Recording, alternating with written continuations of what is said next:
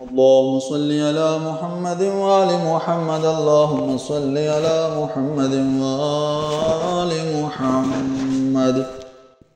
عن جابر بن عبد الله الأنصاري عن فاطمة الزهراء عليها السلام بنت رسول الله صلى الله عليه وآله قال سمعت فاطمة أنها قالت دخل علي أبي رسول الله في بعض الأيام فقال السلام عليك يا فاطمة، فقلت عليك السلام. قال إني أجد في بطني ضعفا، فقلت له أعيذك بالله يا أبتاه من الضعف.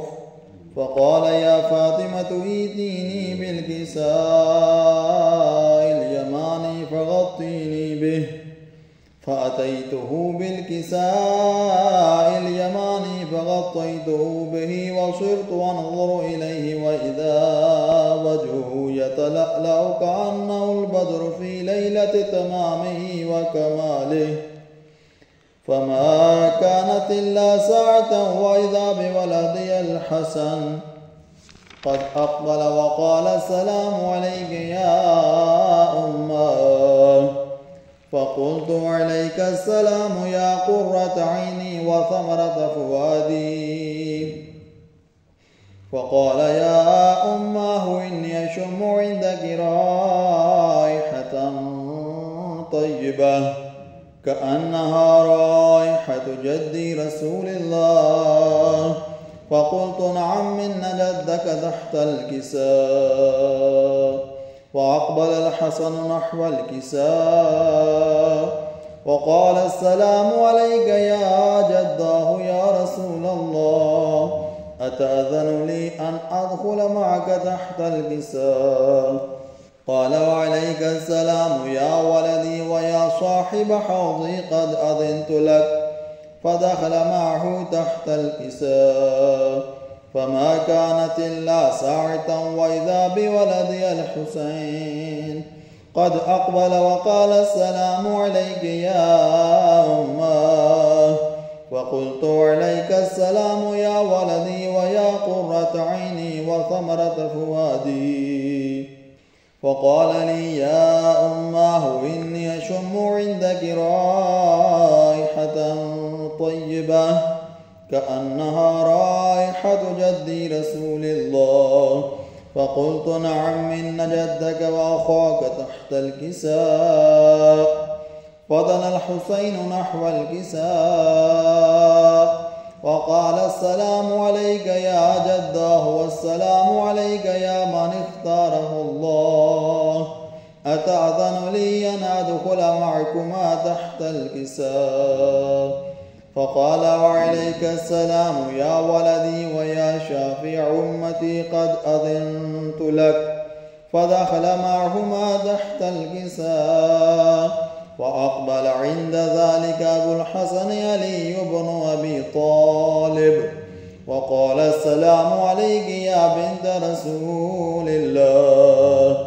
وقلت وعليك السلام يا أبا الحسن ويا أمير المؤمنين. فقال يا فاطمة إني أشم عندك رائحة طيبة كأنها رائحة أخي وابن عمي رسول الله. فقلت نعم ها هو مع ولديك تحت الكساء. فأقبل علي نحو الكساء وقال السلام عليك يا رسول الله، أتأذن لي أن أكون معكم تحت الكساء؟ قال له وعليك السلام يا أخي ويا وصيي وخليفتي وصاحب لوائي، قد أذنت لك. فدخل علي تحت الكساء ثم أتيت نحو الكساء وقلت السلام عليك يا أبتاه يا رسول الله، أتأذن لي أن أكون معكم تحت الكساء؟ قال وعليك السلام يا بنتي ويا بضعتي قد أذنت لك. فدخلت تحت الكساء فلما اكتملنا جميعا تحت الكساء أخذ بي رسول الله بطرفي الكساء وأومى بيده اليمنى إلى السماء وقال اللهم إن هؤلاء أهل بيتي وخاصتي وحامتي لحمهم لحمي ودمهم دمي يؤلمني ما يؤلمهم ويحزنني ما يحزنهم أنا حرب لمن حاربهم وسلم لمن سالمهم وعدو لمن عاداهم ومحب لمن أحبهم إنهم مني وأنا منهم فاجعل صلواتك وبركاتك ورحمتك وغفرانك ورضوانك علي وعليهم وأذهب عنهم الرجس وطهرهم تطهيرا.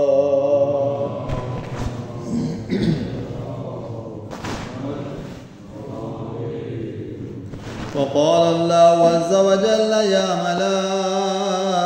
ملائكتي ويا سكان سماواتي إني ما خلقت سماء مبنية ولا أرضا مدحية ولا قمرا منيرا ولا شمسا مضية ولا فلكا يدور ولا بحرا يجري ولا فلكا يسري إلا في محبة هؤلاء الخمسة الذين هم تحت الكساء. فقال الأمين جبرائيل يا رب ومن تحت الكساء؟ فقال عز وجل هم أهل بيت النبوة ومعدن الرسالة من فاطمة وأبوها وبعلها وبنوها. فقال جبرائيل يا رب يتأذن لي أن أهبط إلى الأرض ليكون معهم سادسا؟ فقال الله نعم قد أذنت لك. فهبط الأمين جبرائيل وقال السلام عليك يا رسول الله. العلي الأعلى يقرأك السلام ويخصك بالتحية والإكرام ويقول لك وعزتي وجلالي إني ما خلقت سماء مبنية ولا أرضا مدحية ولا قمرا منيرا ولا شمسا مضية ولا فلكا يدور ولا بحرا يجري ولا فلكا يسري إلا لأجلكم ومحبتكم وقد أذن لي أن أدخل معكم فهل تأذن لي يا رسول الله؟ فقال رسول الله وعليك السلام يا أمين وحي الله إنه نعم قد أذنت لك. فدخل جبرائيل معنا تحت الكساء فقال لأبي إن الله قد أوحى إليكم يقول إنما يريد الله ليذهب عنكم الرجس أهل البيت ويطهركم تطهيرا.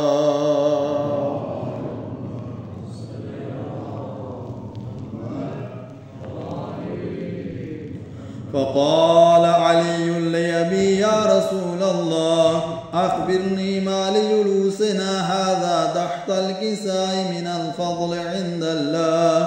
فقال النبي والذي بعثني بالحق نبيا واصطفاني بالرسالة نجيا ما ذكر خبرنا هذا في محفل من محافل أهل الأرض وفيه جمع من شيعتنا ومحبينا إلا ونزلت عليهم الرحمة وحفت بهم الملائكة واستغفرت لهم إلى أن يتفرقوا.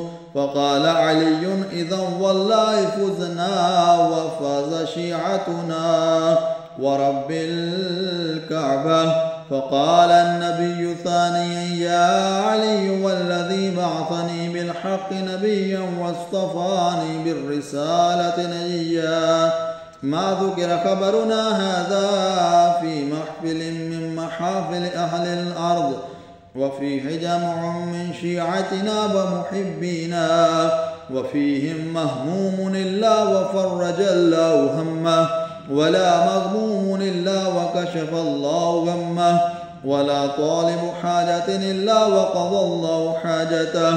فقال علي عليه السلام إذا والله فزنا وسعدنا. وكذلك شيعتنا فازوا وسعدوا في الدنيا والآخرة ورب